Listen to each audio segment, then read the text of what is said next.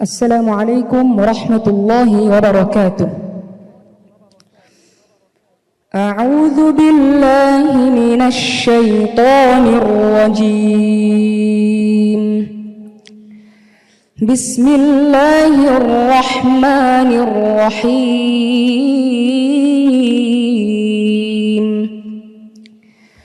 ألم تر إلى الذين يجادلون في آيات الله أنى يصرفون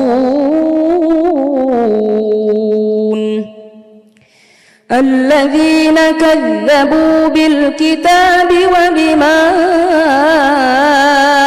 أرسلنا به رسلنا فسوف يعلمون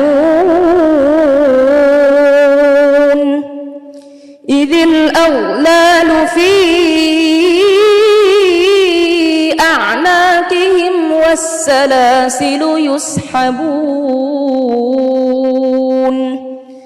في الحميم ثم في النار يسجرون ثم قيل لهم أين ما كنتم تشركون من دون الله قالوا ضلوا عنا بل لم نكن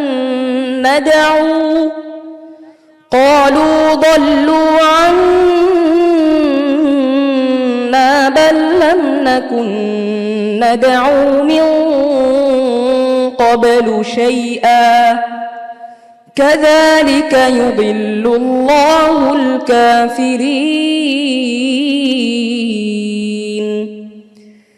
ذلكم بما كنتم تفرحون في الأرض بغير الحق وبما كنتم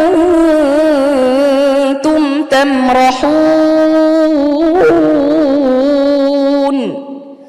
ادخلوا أبواب جهنم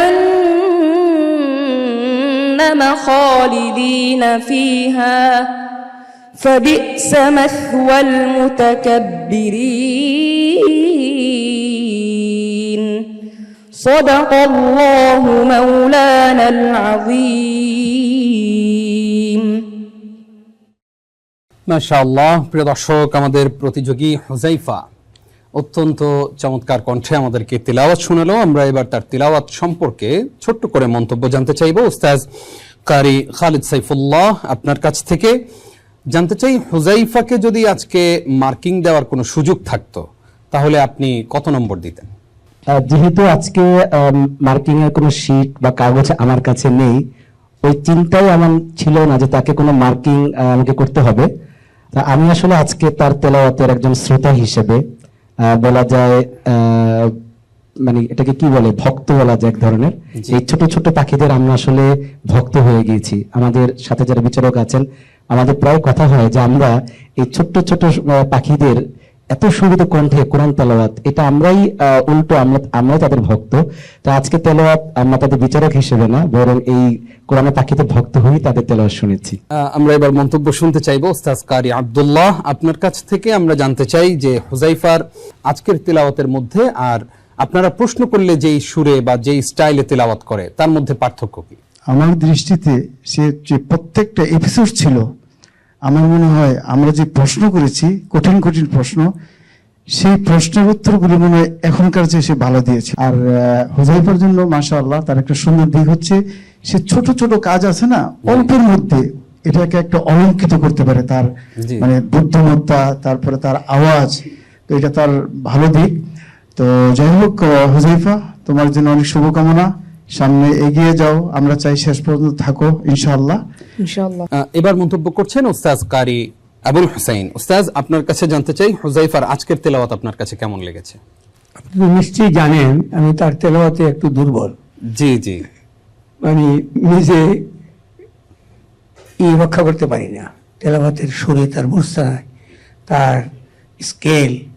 আজকে সবচেয়ে বড় আশ্চর্য হলো যে যখন আমরা প্রশ্ন করি তখন তো আমরা চিন্তা ভাবনা করে করি, কিন্তু সে এর থেকে আরো বেশি কঠিন জায়গা দিয়ে ধরছে সে তেলাওয়াতটা, জি সুন্দরভাবে তেলাওয়াত করেছে। সে অনেক এগিয়ে যাবে, তার রেজাল্ট সামনে আরো ভালো হবে ইনশাআল্লাহ। ইনশাআল্লাহ ইনশাআল্লাহ। হুজাইফা, তোমার জন্য সবাই অনেক দোয়া করলেন। তুমি সব সময় তোমার কণ্ঠের দিকে যত্ন নিবে এবং কণ্ঠের প্রতি খেয়াল রাখবে যেন তোমার এই কণ্ঠ ভেঙে না যায়। আসসালামু আলাইকুম ওয়া রাহমাতুল্লাহি ওয়া বারাকাতুহু।